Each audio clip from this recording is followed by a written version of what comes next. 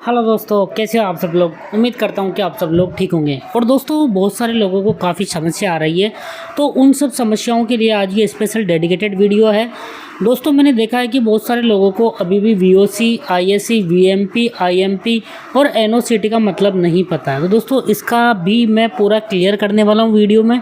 साथ ही बहुत सारे लोगों को डाउट हो रहा है कि सर हम हमारे इन्वर्टर पर कौन से पैनल लगा सकते हैं। तो दोस्तों, इसके लिए सबसे पहले आपको क्या करना है, आपके इन्वर्टर की वीओसी देखना है। और दोस्तों, स्पेशली यदि आपने एमपीपीटी सोलर इन्वर्टर लिया है तो मेरी एडवाइस है कि आप मैक्सिमम वीओसी तक जाइए उसके।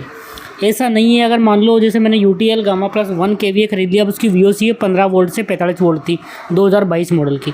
अब वहाँ पे मैं 12 वोल्ट की पैनल पैरेलल में लगा रहा हूँ क्योंकि 24-25 वीओसी आती है, तब भी दोस्तों मुझे पूरा आउटपुट नहीं मिल पा रहा था। जो एक्सपीरियंस मैं बता रहा हूँ दोस्तों, ये मेरा प्रैक्टिकल किया हुआ है। अगर दोस्तों मैंने उन पैनल को पैरेलल में लगा के यदि यूटीएल गामा प्लस पर लगाया 12 वोल्ट के पैनल को, तो दोस्तों मुझे आउटपुट पूरा नहीं मिल रहा था, 16 एम्पियर से ऊपर नहीं जा रहा था। मेरे 660 वाट के पैनल थे। फिर दोस्तों मैंने दो पैनल की सीरीज बना के मैंने 45 वीओसी तक में गया और मैंने उस इन्वर्टर पर लगाया। दोस्तों मुझे 20 एम्पियर के 18 से 20 एम्पियर मिल रहे थे। तो दोस्तों, ये वाली चीज़ बहुत सारे लोगों के साथ होगी। मैंने देखा कुछ लोग यूटीएल गामा प्लस 3350 पर जो 24 वोल्ट के पैनल है वो पैरेलल में लगा के चला रहे हैं, तो उन्हें आउटपुट थोड़ा कम मिल रहा है। तो दोस्तों, उनको दो की सीरीज बना के पैनल लगाना चाहिए। यदि आपके पास 3 पैनल है तो आप एक पैनल और ख़रीद लीजिए। अब बहुत सारे लोग इसी डाउट में है कि सर जो UTL gamma plus 1 KVA 12 volt है, क्या उसमें टॉपकॉन सोलर पैनल लगा सकते हैं।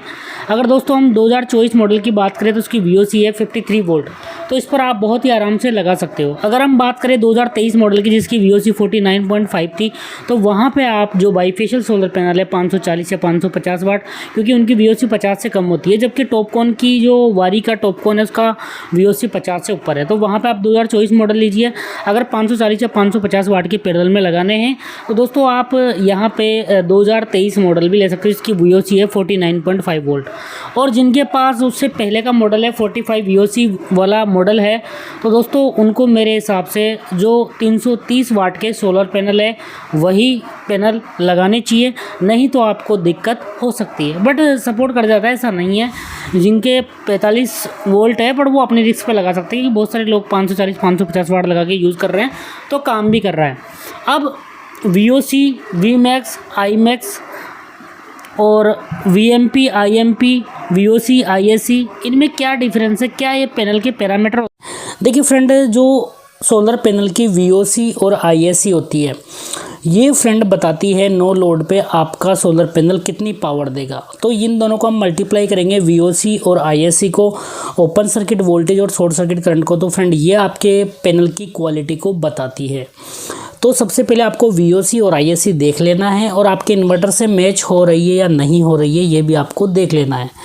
दूसरी चीज़ होती है friend V max, maximum current और मैक्सिमम वोल्टेज फ्रेंड, और पी मैक्स, मैक्सिमम पावर। तो फ्रेंड ये वो पावर होती है जो कि एक्चुअल में हमारा पैनल देता है। मतलब वीओसी और आईएससी को हम मल्टीप्लाई करेंगे तो फ्रेंड थ्योरेटिकल पावर आएगी जो कि हमारा पैनल बिना लोड के देता है। बट फ्रेंड लोड लगाने के बाद जो हमारा पैनल मैक्सिमम पावर देता है वो होती है पी मैक्स, मतलब एक्चुअल पावर जो कि हमारा सोलर पैनल देगा लोड लगाने के बाद। तो फ्रेंड इन दोनों का रेशो 0.7 से 0.8 के बीच होना चाहिए। इसकी वैल्यू जितनी ज़्यादा होगी हमारा पैनल उतना ही बेटर क्वालिटी का होगा, उतना ही अच्छा हमें आउटपुट मिलेगा लोड के साथ भी। तो फ्रेंड हमें इसको बोलते हैं फिल फैक्टर। तो दोस्तों, जो फिल फैक्टर होता है वो रेशो होता है maximum power upon theoretical power, मतलब लोड के पावर अपॉन बिना लोड के पावर, मतलब P max upon VOC into ISC. तो फ्रेंड इनका रेशो वैल्यू होती है 0.7 से 0.8 के बीच होती है और इसको बोलते हैं फिल फैक्टर। जितनी ज़्यादा फिल फैक्टर की वैल्यू होगी उतना ही अच्छा सोलर पैनल होगा। इसकी हम बात करते हैं NOCT, normal operating cell temperature. अगर फ्रेंड इसकी वैल्यू भी ज़्यादा से ज़्यादा होना चाहिए। देखो ये डिफरेंट एरिया पे डिपेंड करता है। इसको बोलते हैं नॉर्मल ऑपरेटिंग सेल टेम्परेचर, मतलब कि ये आपके पैनल का मतलब मैक्सिमम इफिशियंसी इस पैनल पर देगा जो कि इसका नॉर्मल टेम्परेचर है। तो फ्रेंड इसकी वैल्यू, जैसे हम राजस्थान में रहते हैं तो फ्रेंड इसकी वैल्यू ज़्यादा से ज़्यादा होनी चाहिए। जो बहुत सारे बताते हैं यूट्यूबर, आपने देखा होगा कि धूप बढ़ने पर सोलर पैनल का आउटपुट कम हो जाता है, तो फ्रेंड वो NOCT कम होने के कारण होता है।